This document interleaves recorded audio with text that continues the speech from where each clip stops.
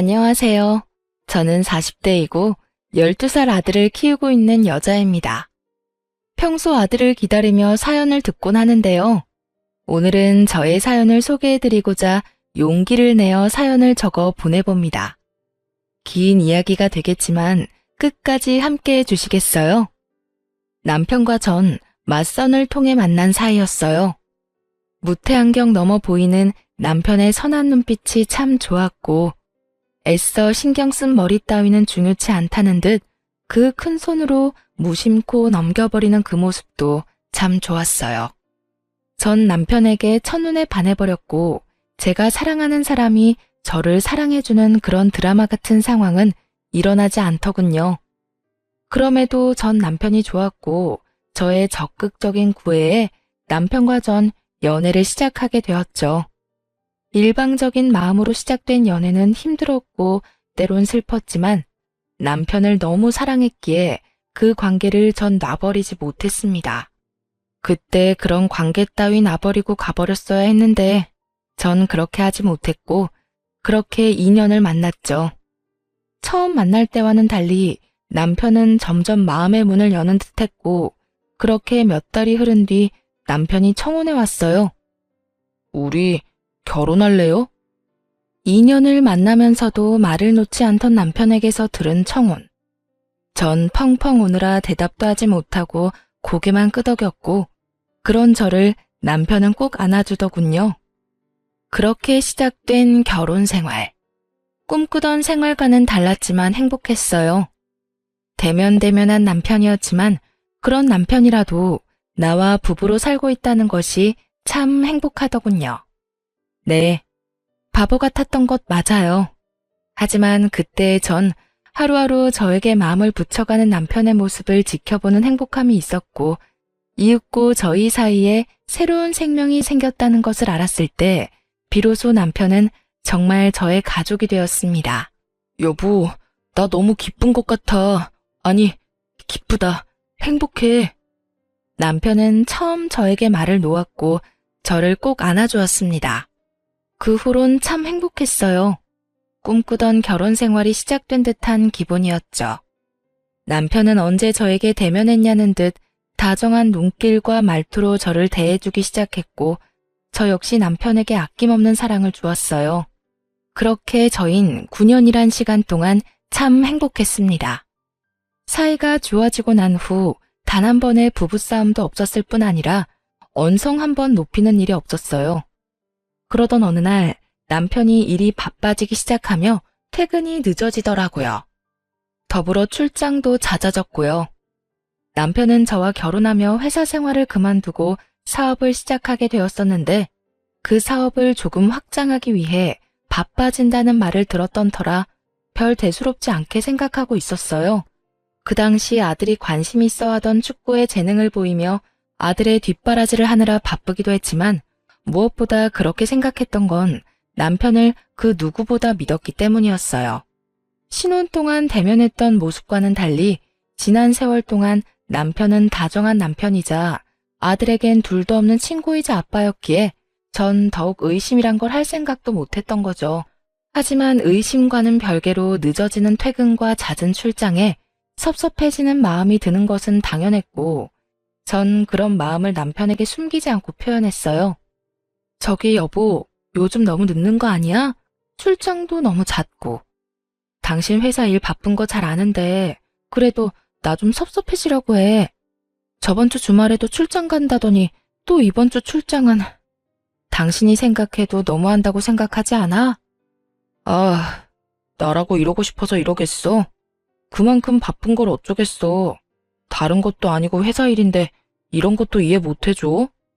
다른 이유 때문이 아니라 우리 가족 잘 먹고 잘 살자고 하는 일인데 조금만 더 참고 기다려줘. 그렇지 않아도 이번 일만 끝내면 좀 쉴 거야.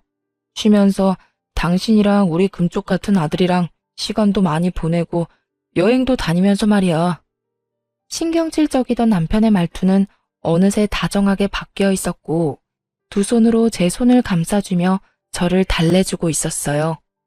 남편의 그런 행동에 저는 도리어 남편에게 미안해졌고 더는 남편에게 투정 부리지 않고 제 할 일을 하며 시간을 보내고 있었죠. 새벽 일찍 나가는 남편의 아침 밥상은 잊지 않고 챙겼고 아들의 지방 경기를 위해 장거리 운전도 마다하지 않으며 그렇게 가정을 위해 바쁘게 살았어요.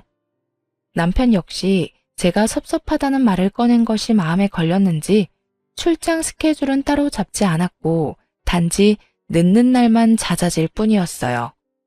늦어지는 퇴근, 딱 그것만 아니라면 그야말로 완벽한 결혼 생활이었어요. 아들은 자신이 하고 싶은 축구에서 재능을 보이며 꽤나 즐기고 있었고 남편의 사업도 잘 풀리는 듯하고 저 또한 가정에서 힘쓰고 있었으니 그만하면 되었다 싶었죠. 비록 제 꿈과는 거리가 먼 그저 두 남자의 뒷바라지일 뿐이었지만 현재 제가 가정에 충실하고 힘쓰는 것이 저의 새로운 꿈이라고 생각하며 만족하며 살아가고 있었어요. 그 무렵부터였던 것 같아요. 제가 옆집 여자와 친분을 쌓아갔던 게 말이에요. 전 당시 5살 된 딸아이를 키우고 있는 옆집 여자와 꽤 친하게 지냈는데 가깝게 지내다 보니 자연스럽게 그 집의 사정까지 알게 되었어요. 언니, 나 사실은 미혼모다? 응? 미혼모? 그러면 애 아빠는 네가 애 낳았다는 사실을 모르는 거야? 응. 헤어지고 난 뒤에 나도 임신했다는 사실을 알게 됐어. 지울까 고민도 했었는데 도저히 지울 수가 없더라고. 그래서 그냥 낳았지 뭐. 사실대로 밝히지 그랬어. 헤어지고 바로 알았으면 다시 잘 될 수도 있었을 텐데. 그럴 만한 일이 좀 있었어. 하여튼 그렇게 혼자 키우고 있다가 1년 전인가? 우연히 애아빠를 만났어. 그래서 이쪽으로 이사 오게 된 거고. 애아빠가 이사시켜줬거든.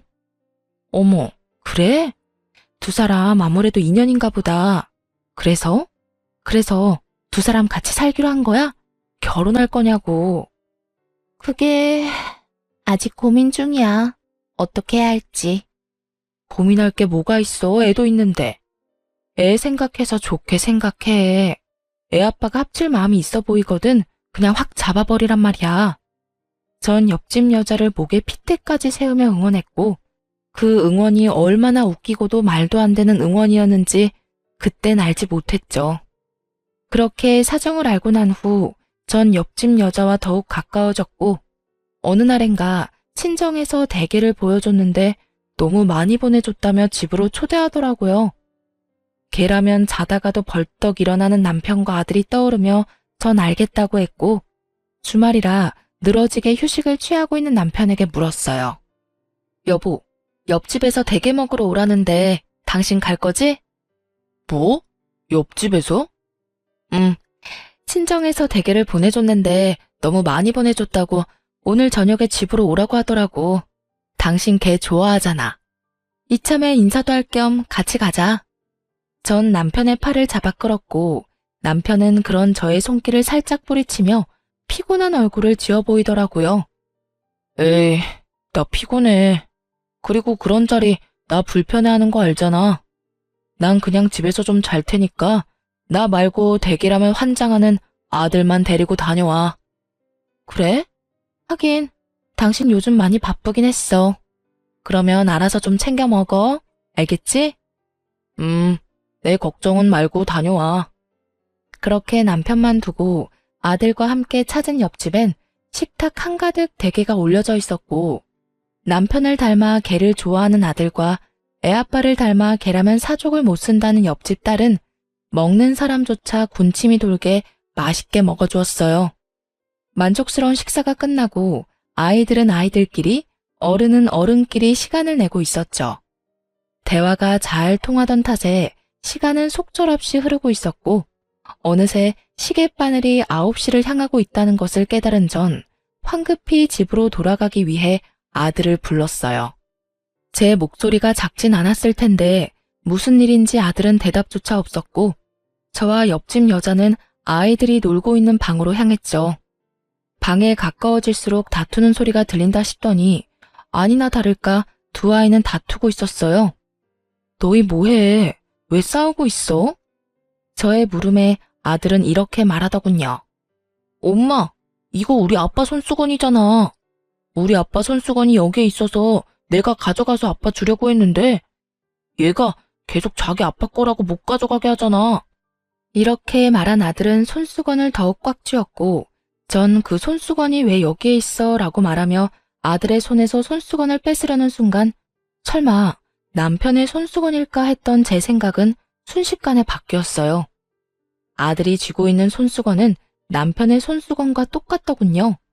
그 손수건, 아들이 용돈을 모아 남편의 생일 선물로 준 것이었던 터라 모양을 정확히 기억하고 있었거든요.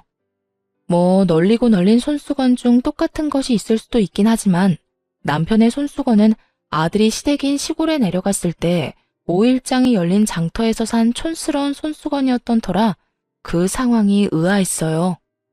백화점도 아닌 그렇다고 마트도 아닌 시골 장터 5일장에서 산 촌스러운 손수건을 두고 싸우는 상황이라니. 솔직히 속으로 많이 당황스러웠지만 옆집 아이와 아들의 싸움을 멈추는 게 우선이었기에 아들에게 애써 상황을 잘 설명해 주었죠. 아들, 이건 아빠 손수건이랑 똑같긴 한데 아빠 손수건은 아니야. 여기 동생 아빠 손수건이라고 하잖아.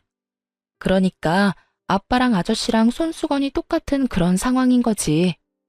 우리 아들이 충분히 헷갈릴 수 있는 상황이었고 이젠 아니란 걸 알았으니 어떻게 해야 할까? 저의 설득에 아들은 손수건은 동생에게 건네주었고 저흰 집으로 돌아왔어요. 집으로 돌아온 저는 방금 일어났던 상황을 남편에게 말해주었죠. 여보, 방금 옆집에서 뭘 봤는 줄 알아? 뭔데? 당신 손수건. 왜 있잖아. 우리 아들이 당신 생일이라고 용돈 모아서 사줬던 그 촌스러운 손수건. 그 손수건이랑 똑같은 손수건이 옆집에 있지 뭐야? 우연이라고 해야 할지 인연이라고 해야 할지 그 촌스러운 손수건 구하려고 해도 구하기도 힘든 손수건을 어디서 구했는지. 그러게 신기한 일이네. 그거 5일장에서 산 거 아니야? 여기에도 팔아? 비슷한 게 있을 리가 없는데 신기하네. 그러니까 완전 똑같더라니까. 나도 순간 당황했지 뭐야. 그렇게 손수건 사건은 기억 속에서 사라지고 있었어요. 그날 이후 전 늘 그렇듯 수득 없이 바쁨의 연속이었고 그날 역시 축구 교실에 아들을 데려다 준 후 그 근처에서 잠시 볼일을 보고 있었어요. 주어진 시간이 여유롭지 않았던 터라 급하게 볼일을 보고 있는데 축구 선생님께 전화가 오더라고요. 아들이 발목을 삐끗한 것 같은데 빨리 병원에 가봐야 할 것 같다고요. 급하게 아이를 데리고 병원에 갔고 오른쪽 발에 깁스하고 병원을 나올 수 있었어요. 엄마, 아빠 보고 싶어. 전화해서 빨리 오라고 하면 안 돼? 이런 말을 하는 아들이 아닌데 아파서 서러운 것인지 놀라서인지는 모르겠으나 아빠가 당장 보고 싶다고 하더라고요. 그래서 전 알겠다고 하며 남편에게 전화를 걸었고 남편은 전화를 받지 않더군요. 아들은 입술까지 삐죽이며 섭섭함을 표현했고 전 그런 아들을 달래며 집으로 향했어요. 그렇게 저흰 집에 도착했고 주차장에서 내려 엘리베이터를 타려는 순간이었어요. 닫혀가던 엘리베이터가 저희로 인해 다시 열리고 거기엔 남편이 서 있는 것이 아니겠어요? 아들은 한 발로 폴짝폴짝 뛰며 기뻐했고 남편은 그런 아들을 보며 당황한 기색이 역력하더군요. 저 역시 당황스럽기는 매한가지였어요. 여보, 이 시간에 웬일이야? 전화는 받지도 않더니. 전화했었어? 몰랐네. 피곤해서 일찍 들어왔어. 그런데 애 발은 왜 이래? 다쳤어? 남편은 아들의 발을 보며 물어왔고 전 이유를 설명해주며 대화를 나누고 있을 때였어요. 엘리베이터는 어느새 저희가 사는 층에 도착해 있었고 문이 서서히 열리고 있었죠. 그 순간 저희의 정면에 보이는 옆집 여자아이가 뛰쳐나와 남편에게 와락 안기는 아주 황당한 상황이 눈앞에 펼쳐졌어요. 아빠! 상황보다 더 황당한 말과 함께요. 어느새 남편의 바짓가랑이를 움켜쥔 아이는 남편의 다리에 얼굴을 비비며 애교를 부리고 있었고 그런 상황이 납득이 될 리 없는 아들이 아이를 밀치며 고함을 질러댔어요. 우리 아빠야. 우리 아빠라고. 너 저리 비켜. 정말 정신이 하나도 없더라고요. 화가 나 씩씩거리는 아들? 그런 아들에게 밀쳐져 울음을 터뜨려버린 옆집 아이. 그리고 그 두 사람과 함께 저의 눈치까지 살피는 남편. 전 아무 말도 행동도 하지 못하고 있었고 눈치를 살피던 남편이 옆집 딸을 안아 올리더군요. 옆집 딸을 아는 남편은 문 앞에서 굳어버린 옆집 여자에게 딸을 건네주며 이렇게 말했어요. 아빠를 기다리고 있었나 보네요. 우리 아들 때문에 많이 놀란 것 같은데 잘 달래주세요. 아들 일은 죄송합니다. 고의는 아니었어요. 사과까지 마친 남편은 여전히 씩씩거리는 아들과 저를 데리고 집으로 들어와 버렸고 남편의 손에 의해 집으로 들어오던 저는 보고야 말았어요. 딸을 품에 꼭 안고서 저를 바라보던 옆집 여자의 황당함과 분노가 섞인 눈빛을요.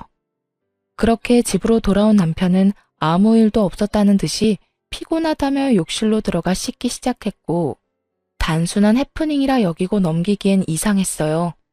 옆집 아이를 아들이 밀어서 화가 났나 하고 생각하기엔 분노의 정도가 도를 지나쳐 보였고 그렇다고 해서 저런 표정을 지을 만큼 저희가 잘못한 것도 없었기에 저는 황당하기도 의아하기도 했죠. 거기에다 5살이면 어리다고는 하나 아빠의 얼굴을 구분하지 못할 만큼 어리지 않았고 헷갈렸다고 하기엔 아이의 반응이 너무나도 확고했죠. 그렇게 제가 깊은 생각에 빠진 사이 남편이 씻고 나왔고 전 마땅히 남편에게 물을 말이 떠오르지 않더라고요. 그저 이상한 의문뿐인 상황에서 섣불리 말을 꺼냈다간 저만 이상한 사람으로 몰릴 것이 뻔했고 남편은 태연하게 로션까지 바르며 잘 준비하고 있었으니 집요하게 묻기가 좀 그랬어요. 그래서 전 왜인지 모르는 불길한 예감에 옆집을 살피기 시작했습니다. 다음날 부상 때문에 아들은 며칠 쉬는 기간을 가지기로 했고 전 옆집으로 찾아갔어요. 어제 상황도 그러했으니 무엇라 말하는지 듣고 싶었던 마음이 컸으니까요. 옆집 여자는 어제와는 달리 반가운 얼굴로 저를 맞으며 상황을 설명하기 시작하더군요. 어머, 언니 왔어? 어제는 많이 놀랐지. 나도 어제는 딸이 오니까 앞뒤 생각도 못하고 화가 나서 아무 말도 못했는데 진정이 되고 나니까 다 우리 잘못이더라고. 미안해. 우리 딸이 어제 아빠 온다고 온종일 기다렸거든. 그래서 현관문 앞에서 기다리고 있었던 거고. 그렇게 기다리고 있는데 엘리베이터 문이 열리고 성인 남자가 보이니까 제대로 보지도 않고 아빠라고 생각했는가 보더라고.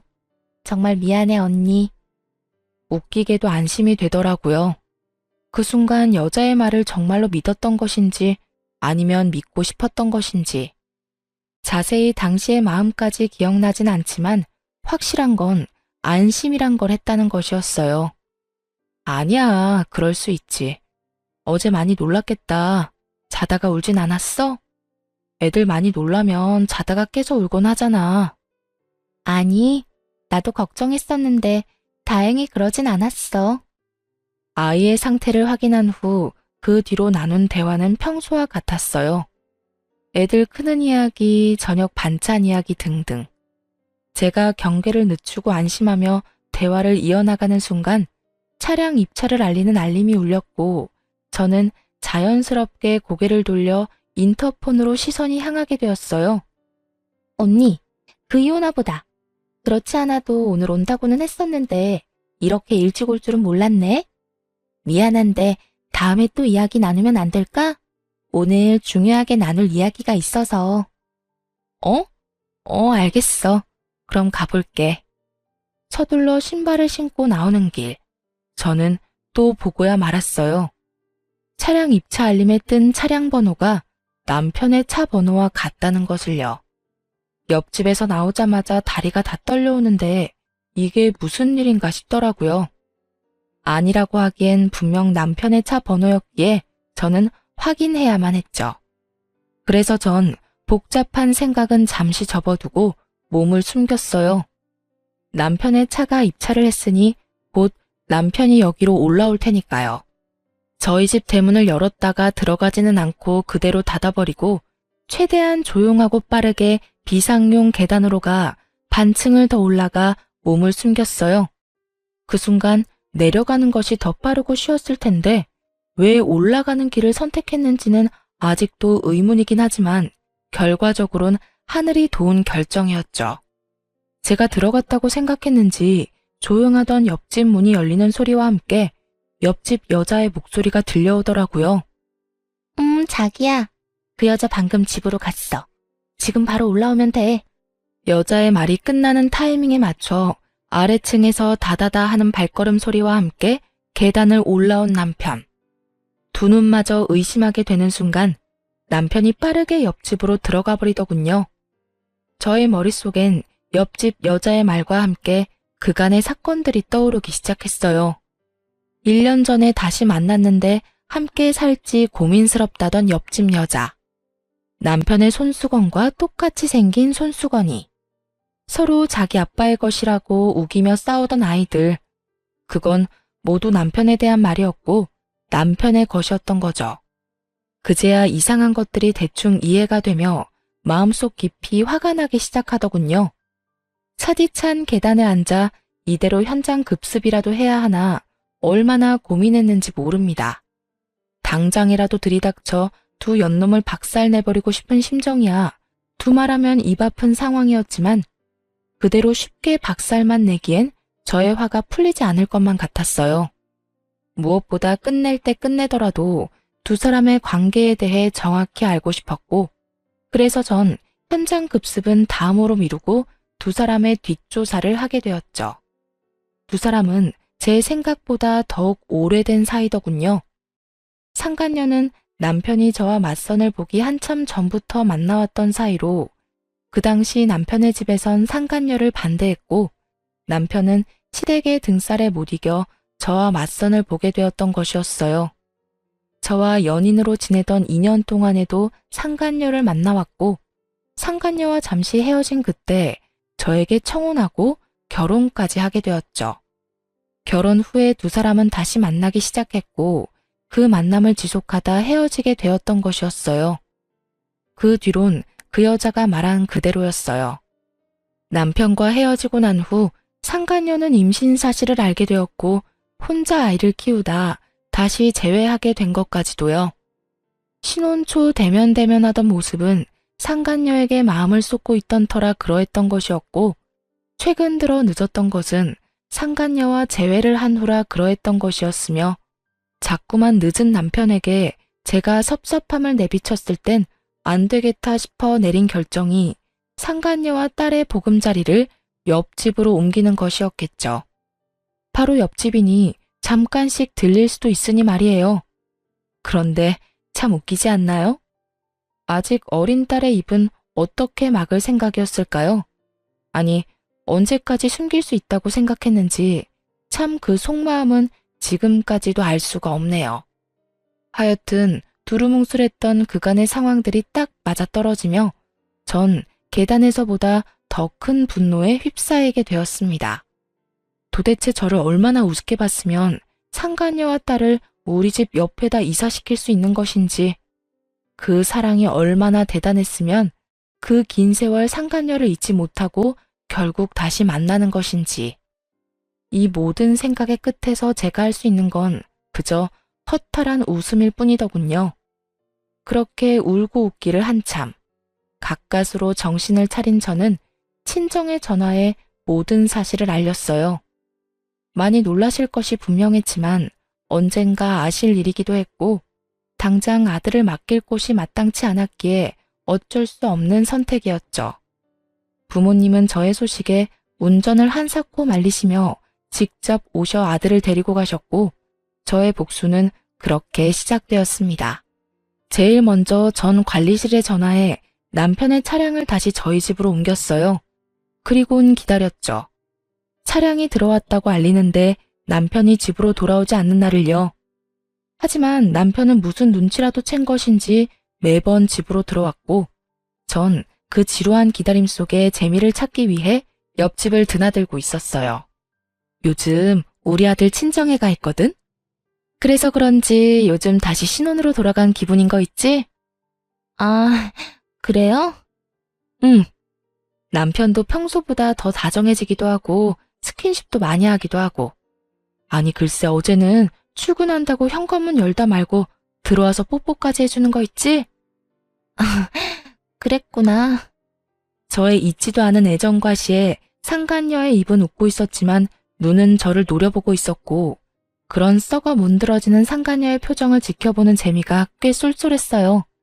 얼마나 신났는지 그 표정은 아직도 잊히지 않네요. 그렇게 기다림이 지루하지만은 않은 날들이 지나가고 있던 어느 날 늦은 밤에 집으로 돌아온 남편은 웬일인지 몸도 가누지 못할 만큼 취해 있었어요. 술에 잔뜩 취한 남편은 혀가 다 꼬여버린 채로 고해성사라도 하듯 숨겨놓은 말들을 쏟아내기 시작하더군요. 여보, 진짜 미안해. 너무 미안해. 내가 죽일 놈이야. 정말 미안해. 뭐가 미안한데? 내가 죽일 놈이라 미안해. 그래서 나 다 정리할 거야. 이번 주말에 다 정리하고 당신하고 우리 아들, 내 가정 지켜낼 거야. 그러니까 조금만 기다려줘. 전 직감적으로 알 수 있었어요. 다가오는 주말에 남편이 상간녀와의 관계를 정리하려고 한다는 것을요. 그 말을 듣는데 한심하게도 멈칫하게 되더라고요. 남편에게 마음이 남아서도 아니었고 부부관계에 미련이 남아서도 아니었어요. 오로지 아들. 아들 때문에 그냥 여기서 모든 걸 덮고 아무것도 모른 척하며 결혼 생활을 이어나가야 하나 싶은 생각이 들더라고요. 하지만 그 생각들의 꼬리를 물고 몇 번의 재회를 한 두 사람이 떠올랐고 지금 정리한다고 한들 그 이별이 영원하진 않을 거란 생각이 들었죠. 그래서 전 마음을 다잡고 남편이 정리를 마음먹은 그날에 저도 모든 것을 정리하기로 했습니다. 그렇게 주말이 다가오고 전 평소 신경도 쓰지 않던 외모에 신경을 쓰기로 했어요. 초라해 보이긴 싫더라고요. 정리를 당하는 입장도 아니고 정리를 하러 가는 입장인데도 여자 마음이란 게 무엇인지 마지막 모습만큼은 당당하고 예뻐 보이고 싶더라고요. 시장을 끝내고 남편을 기다리고 있으니 생각보다 이른 시간에 남편의 차가 집으로 들어오더군요. 저는 남편의 차가 들어옴과 동시에 현관으로 가 귀를 대고 기다렸고 저의 예상대로 상간녀의 목소리가 들리는가 싶더니 옆집 문이 닫히더라고요. 그렇게 30분을 기다렸고 그 30분이 제 인생에서 가장 긴 30분이었죠. 굳게 다잡았던 마음은 속절없이 흔들리고 있었고 그럴수록 전 더 강하게 제 마음을 다잡았죠.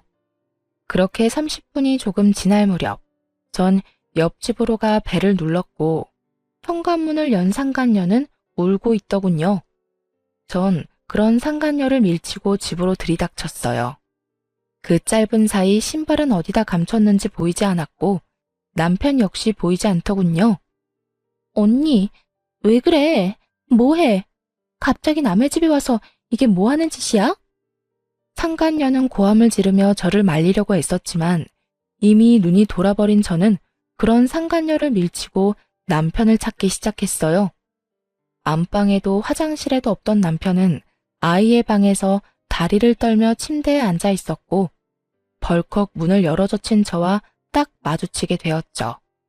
전 한심한 꼴의 남편을 그저 바라보았고 그런 저를 본 남편은 저에게 득달같이 달려와 저를 붙잡고 변명을 하기 시작했어요. 여보, 내가 설명할게. 내가 설명할 수 있어. 전부 오해야. 정말이야. 당신이 생각하는 그런 거 아니니까 제발 내 말 좀 들어봐. 제가 어디에서부터 어디까지 알고 있는지 전혀 알지 못하는 남편은 급하게 성의조차 보이지 않는 말들을 변명이라고 쏟아내고 있었고 상간녀는 그 모습이 못마땅한지 소파에 팔짱을 끼고 앉아 있더군요. 나 다 알고 있어. 이미 당신이랑 저 여자랑 예전부터 만났다는 것도 최근에 다시 만나기 시작했다는 것도 나 다 알고 있다고.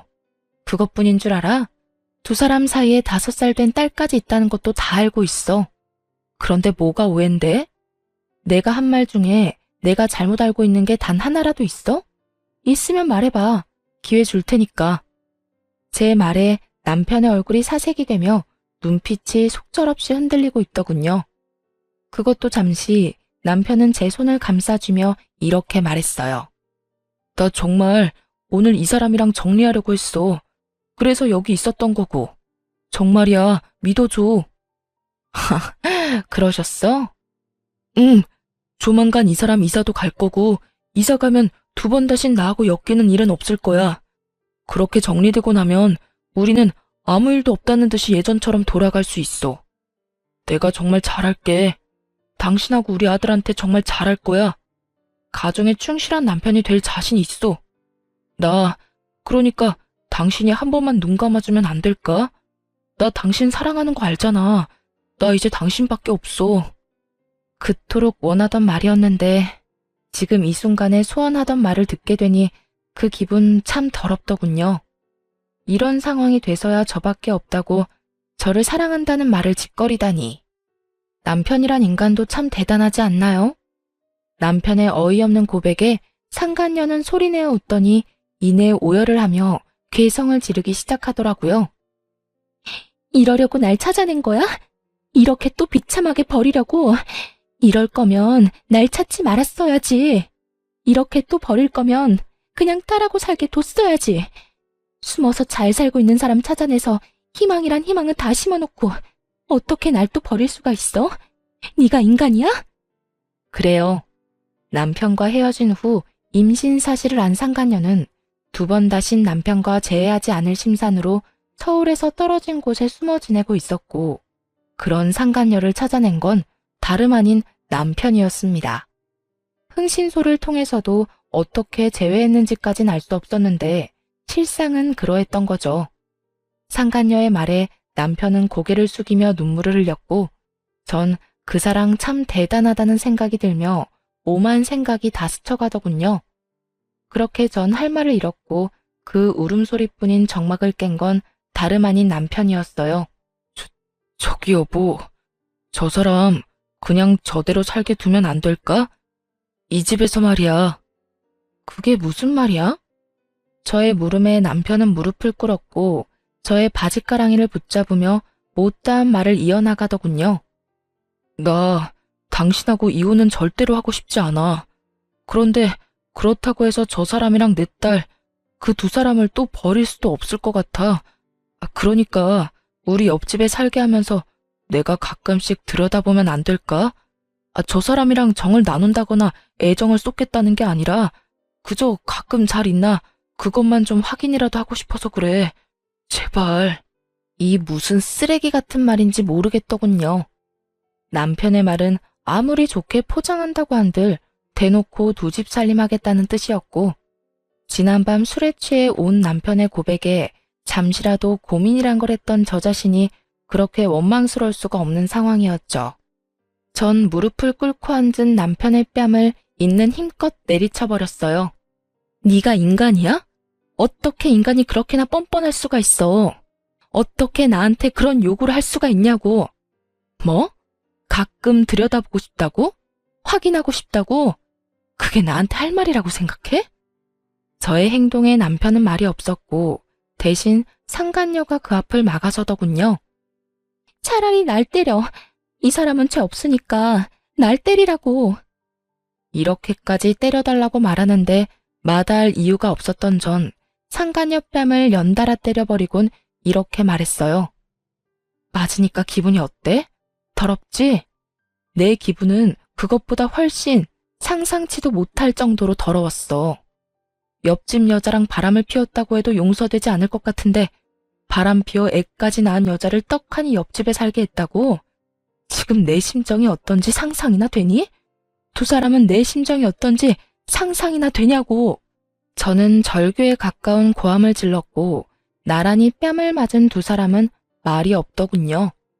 저의 절규에 할 말이 있을 리가 없었고 전 여전히 입을 꾹 닫고 있는 2사람에게 말해주었어요. 그 눈물겨운 애틋한 사랑 계속해. 제 말에 남편의 얼굴에 화색이 돌며 저에게 다시 한번 물어오더군요. 정말이야? 그러면 당신 다 용서해 주는 거야? 이 사람 여기서 계속 살아도 되는 거야? 내가 미쳤니? 용서라는 거라게. 내가 물러나 줄 테니 두 사람 계속 사랑하라는 이 말이야. 그렇게 애절한데 어떻게 헤어지겠어? 그러니 내가 빠져줘야지. 당신은 이야기 마무리되는 대로 집에서 짐부터 빼. 난 더는 한순간도 당신이랑 한 공간에 있고 싶지 않으니까. 본격적인 이혼 이야기가 나오려고 하자 남편은 마음이 급했는지 말도 안 되는 걱정을 하기 시작하더군요. 당신 혼자 어떻게 살려고 그래? 우리 아들은 어떻게 하고? 그러지 말고 한 번만 다시 생각해줘. 내가 다 잘못했다니까? 이 얼마나 웃기는 걱정인가요?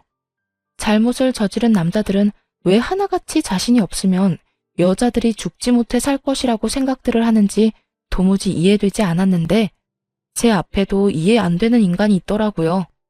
잘못이고 나발이고 다 필요 없으니까 당장 짐 빼. 알겠어? 그리고 회사로 들어가던 투자금도 더는 기대하지 마. 나하고 이혼하는 마당에 우리 아빠가 당신한테 투자할 이유가 없잖아? 그러니까 그 되지도 않는 내 걱정은 그만하고 회사 걱정이나 해. 남편의 사업은 아빠의 투자로부터 시작된 것이었어요. 가난한 집안의 장남이었던 남편은 집이 가난한 대신 능력은 출중했죠. 그런 남편을 좋게 봤던 아빠는 저에게 남편을 소개시켜 주었고 아빠의 소개로 저는 남편을 알게 되었던 것이었어요.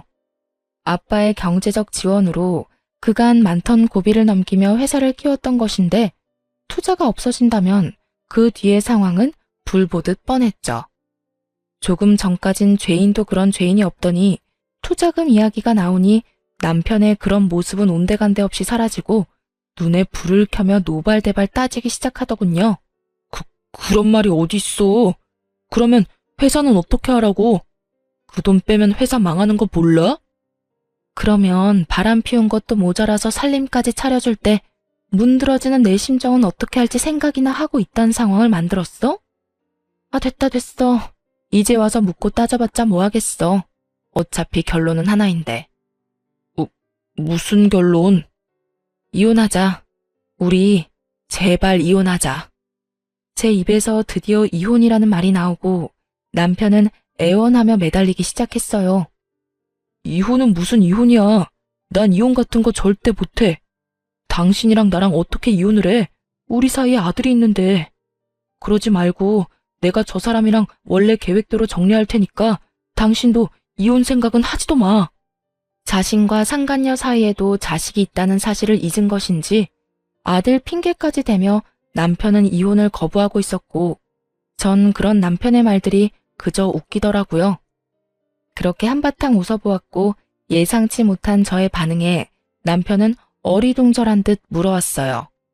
당신 괜찮아? 무섭게 왜 갑자기 웃어? 웃기지 않아? 난 너무 웃기는데? 뭐가? 네가 하는 말들이 너무 웃겨. 넌 내 자식만 네 아들이야? 저 여자 딸은 네 딸이 아니야? 어떻게 투자금 뺐다는 말에 또 행동이 바뀌어? 참 대단하다, 대단해. 급한 상황이 맞긴 했죠. 사업 확장은 그저 늦게 퇴근하기 위한 핑계가 아닌 실제로 일어나고 있는 일이었고 그랬기에 남편의 사업장에 그 어느 때보다 아빠의 투자금이 절실할 때였으니까요. 전곡이 찔려버렸는지 남편은 말까지 더듬으며 변명하고 나서더군요. 투자금 때문이 아니라 정말로 당신을 사랑해서 그런 거라니까. 전 이제 진짜 그만하고 싶다는 생각이 들었고 다시 한번 남편에게 말했습니다. 사랑은 저 여자랑 많이 하고 우린 이혼해. 진심이고 당신이 무슨 말을 어떻게 하든 난 흔들리지 않을 거야. 그러니까 이럴 시간에 앞으로 어떻게 살지 그 고민이나 해. 그러면 법원에서 봐. 저는 이혼을 통보하고 나와버렸고 이혼 소송을 하게 되었어요.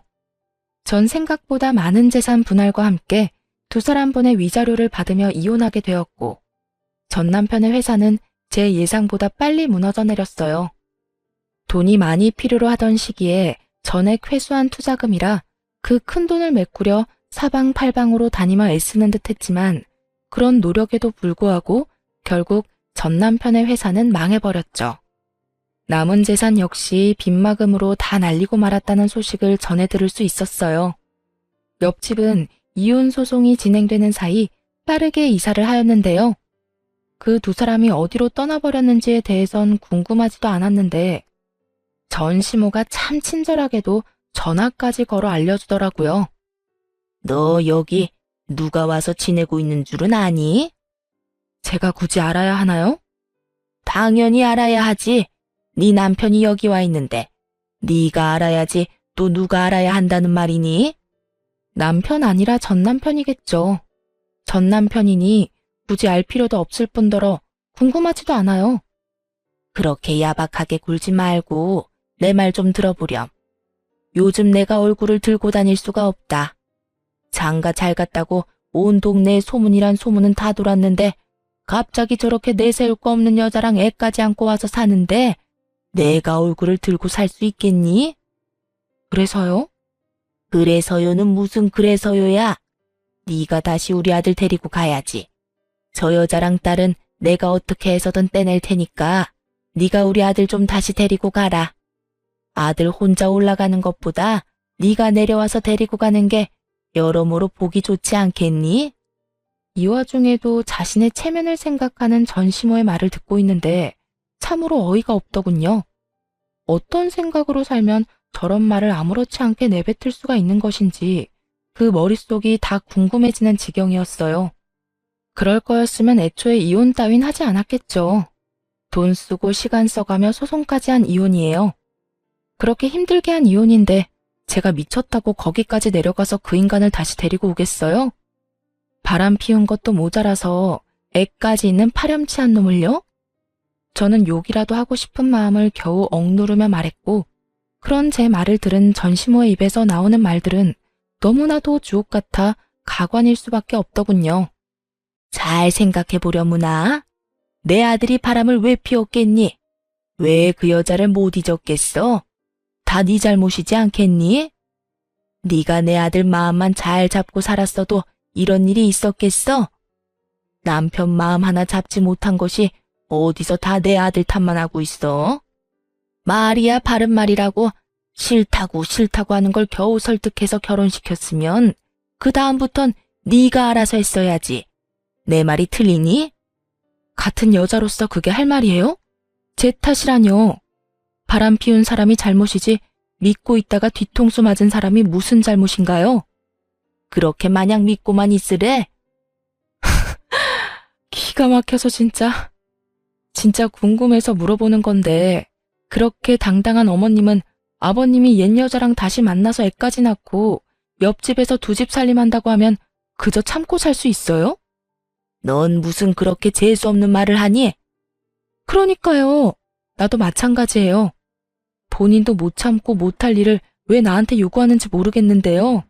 상상만 해도 재수없는 그 상황을 실제로 겪어냈는데 다시 잘 살아 볼 생각을 한다면 그건 내가 미친년이죠. 그렇지 않나요? 저기 그러지 말고 잘 생각해보거라. 내려오는 게 정 안 되면 굳이 내려오지 않아도 돼. 아니 다 필요 없고 이혼했으니까 다신 연락하지 마세요. 연락받는 것도 오늘이 마지막이니까. 너 정말 끝까지 이럴 거야? 사과 한마디 없이 끝까지 당당한 전시모의 말을 듣고 있는데 도대체 왜 내가 이런 인간이랑 시간 낭비를 하며 통화를 하고 있나 깊은 회의감마저 들더군요. 그래서 전 모질게 할 말을 다하고 전화를 끊어버렸어요. 네, 끝까지 이럴 거고요. 저한테 이럴 시간에 아들한테나 신경 쓰세요. 그 잘난 아들 쫄딱 망해서 내려간 건 전혀 모르죠? 당연히 동네 사람들도 모를 테고 소문나는 건 시간 문제일 텐데 망신도 그런 개망신이 또 없겠네요. 그러니까 이럴 시간에 입단속이나 잘 시키고 새로운 가족들이랑 가난에 허덕이면서 잘 사시라고요. 그 뒤로도 여러 번 전화가 걸려왔지만 전 받지 않았고 집요했던 전시모의 연락이 끊기며 더는 시간 낭비하는 일은 없었습니다. 그 후 아들과 저는 잘 지내고 있어요. 처음 이혼 사실을 아들에게 알렸을 때 아들은 상황을 받아들이지 못하고 많이 울고 많이 힘들어했어요. 그런 아들의 곁에서 저 또한 참 많이 힘든 순간이었죠. 그렇게 지나가지 않을 것만 같던 순간들이 지나고 아들은 생각보다 더 이혼을 잘 받아들여 주더군요. 이혼을 하고 초반엔 아빠를 찾는 아들 때문에 전 남편이 가끔 아들을 보러 오는 일이 있었어요. 하지만 사는 것이 힘들긴 한 것인지 아니면 상간녀의 눈치가 보이는 것인지 그 드물게 오던 발길을 끄는 지도 오래되었네요. 연락마저도 끊겼고요. 다행스럽게 그 시기에 맞물려 아들도 전보다 자주 아빠를 찾진 않더라고요. 어느새 아들은 12살이 되었어요. 여전히 축구를 잘하고 또 여전히 제 눈에는 제일 잘생긴 왕자님이랍니다. 그런 아들에게 이른 사춘기가 지나는가 싶어 안심했더니 그건 사춘기도 아니었더라고요. 요즘 하는 행동을 보면 말이에요. 그래서 요즘 저희 모자는 주말마다 이곳저곳을 다니고 있어요. 틈만 나면 휴대전화를 붙잡고 있는 아들과 눈을 마주하기 위해 캠핑을 다닐 때도 있고요. 조금은 격양된 아들의 마음을 진정시켜주기 위해 낚시를 갈 때도 있고요. 가자고 하면 귀찮다고 하며 안 간다고 툴툴대면서도 막상 가서 저보다 더 즐거워하곤 한답니다. 최근 들어 낚시를 갈 때면 누가 더 많이 잡나 내기를 하곤 하는데요. 현재 스코어가 제가 2, 아들이 0인 터라 이번만큼은 무슨 일이 있어도 저를 이겨보겠다고 유튜브까지 찾아보고 있는 거 있죠? 그 모습이 얼마나 사랑스럽고 귀여웠는지 몰라요. 그 귀엽고 사랑스러운 모습을 보여준 보답으로 이번만큼은 저도 져주기 위해 덜 잡아보려고 하는데 그게 마음처럼 잘 될지는 모르겠네요. 잘 되는 날은 먹이 없는 바늘에도 낚이는 것이 물고기니까요. 아들에게 아빠의 빈자리란 제가 감히 생각도 하지 못할 정도로 크기 때문에 걱정이 앞섰던 것은 사실이에요. 하지만 그런 이유로 결혼 생활을 유지했다면 결국 저도 저지만 아들 역시 불행했을 테죠. 그래서 저는 결정을 내렸고 아들도 저도 생각보단 더 잘 이겨내고 있어요. 하루가 다르게 자라는 아들과 함께 앞으로 남은 날들도 잘 살아보려고 합니다. 다들 응원해 주실 거죠? 이로써 저의 긴 사연은 끝이 났습니다. 제 사연 들어주신 분들 감사합니다. 좋은 하루 되세요.